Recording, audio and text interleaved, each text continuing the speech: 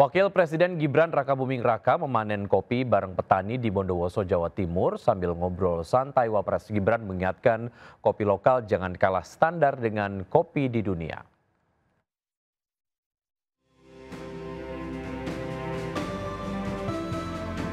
Wakil Presiden Gibran Rakabuming Raka berkunjung ke kebun kopi Kalisat Jampit di Kecamatan Ijen, Bondowoso, Jawa Timur.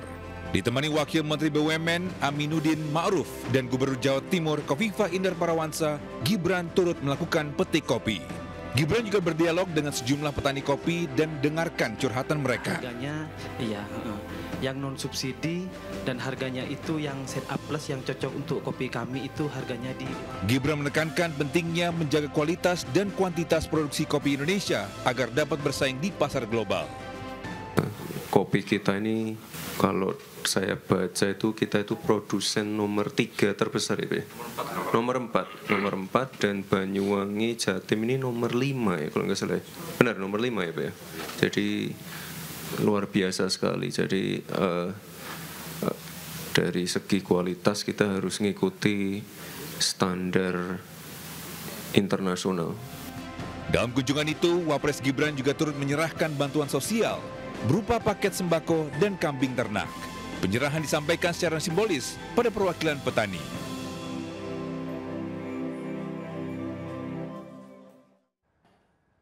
Wakil Menteri Sosial Agus Jabo menyatakan pemerintah akan mempertimbangkan memberikan uang saku kepada para siswa di sekolah rakyat. Besaran uang saku akan disesuaikan dengan ketersediaan anggaran. Untuk persiapan sekolah rakyat ini mulai Kementerian Sosial menyatakan pemerintah akan mempertimbangkan memberi uang saku kepada para murid di sekolah rakyat. Pemerintah mengatakan terus mengevaluasi kebutuhan siswa. Menurut Wakil Menteri Sosial Agus Jabo, besar uang saku akan disesuaikan dengan ketersediaan anggaran. Secara keseluruhan, kebutuhan biaya pendidikan dan operasional siswa sekolah rakyat per tahun mencapai 48 juta rupiah. Angka itu mencakup berbagai kebutuhan dasar peserta didik dari jenjang SD sampai SMA. Sekolah rakyat merupakan upaya negara untuk memotong rantai kemiskinan antar generasi, sekaligus memberikan harapan baru bagi keluarga miskin agar anak-anak mereka dapat mengakses pendidikan layak dari jenjang SD hingga SMA tanpa kendala biaya. Presiden Prabowo Subianto meminta Kementerian Sosial untuk membangun 100 unit sekolah tambahan yang diharapkan mampu beroperasi tahun ini. Tim Liputan iNews melaporkan. Ke informasi lain, pemirsa, Presiden Prabowo membuat pengakuan kalau giginya kurang bagus. Presiden berencana berobat ke rumah sakit diam-diam sambil menyamar. Pengakuan ini disampaikan Presiden Prabowo saat meresmikan rumah sakit bertaraf internasional di Bali. Presiden tergoda untuk berobat gigi lantaran di rumah sakit tersedia jalur khusus untuk pejabat tinggi hingga bisa diam-diam menyamar saat berobat.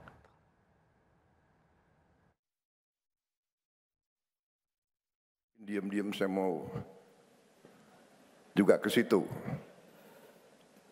tapi diam-diam nyamar, dan katanya ada jalur khusus untuk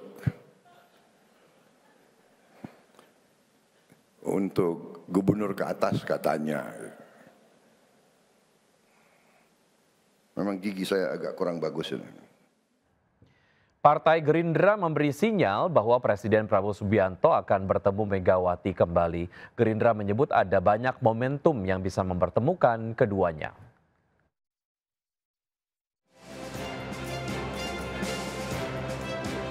Sekretaris Jenderal Partai Gerindra Ahmad Muzani memberi sinyal akan ada pertemuan kembali antara Ketua Umum Partai Gerindra Prabowo Subianto dengan Ketua Umum PD Perjuangan Megawati Soekarno Putri.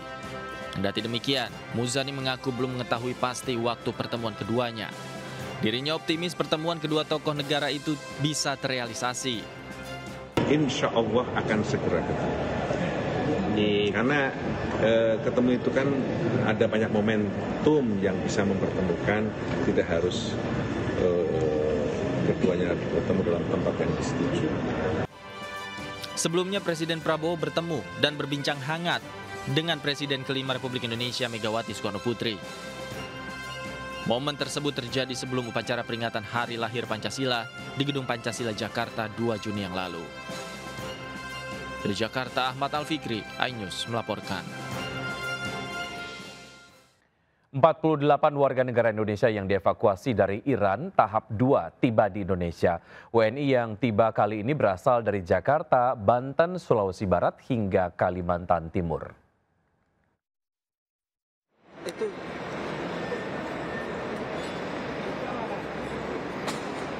48 WNI yang dievakuasi dari Iran tiba di Bandara Soekarno-Hatta, Tangerang, Banten.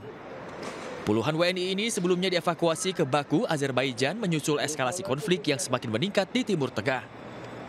Selanjutnya 37 WNI dari Azerbaijan akan menyusul dipulangkan setelah melakukan reschedule penerbangan akibat bandar udara di Doha sempat ditutup. Untuk penerbangan yang menggunakan transit di Doha sempat mengalami kendala ya karena ada penutupan wilayah udara pasca serangan Iran ke pangkalan militer Amerika Serikat yang ada di Al Udeid, Qatar. Namun dari pantauan KBRI Doha, operasional bandara sudah berjalan dengan lancar ya, dan saat ini mereka sudah mulai mengatur penerbangan keluar dari Doha, dan insya Allah 37 WNI lainnya dapat segera kita pulangkan ke Indonesia dalam waktu sehari 2 hari mendatang. Kemlu juga mengevakuasi 3 WNI dari Yaman Utara yang merupakan wilayah yang dikuasai oleh Houthi. Selain itu, Kemlu juga mengevakuasi 2 WNI yang menetap di Tel Aviv dan Yerusalem. Sebelumnya, dengan menggunakan maskapai Turkish Airlines TK56 rute Baku Jakarta, 11 WNI dievakuasi dari Iran. Evakuasi dilakukan bertahap setelah Menteri Luar Negeri meningkatkan level siaga dari KBRI Teheran menjadi level 1. Dari Tangerang, Banten, Hasnugara, Ayus melaporkan. Ya, meski mulai dievakuasi bertahap, ratusan WNI masih berada di Iran dan menghadapi dampak perang Timur Tengah. Di tanah air, keluarga WNI di Iran berharap proses evakuasi berlangsung cepat dan lancar.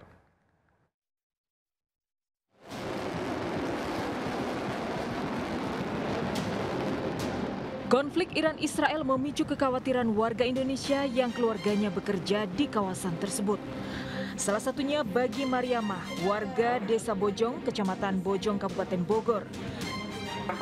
Putrinya Sayyidah yang tengah menempuh pendidikan S3 di Teheran, Iran, masih menunggu evakuasi ke Indonesia pada Kamis ini.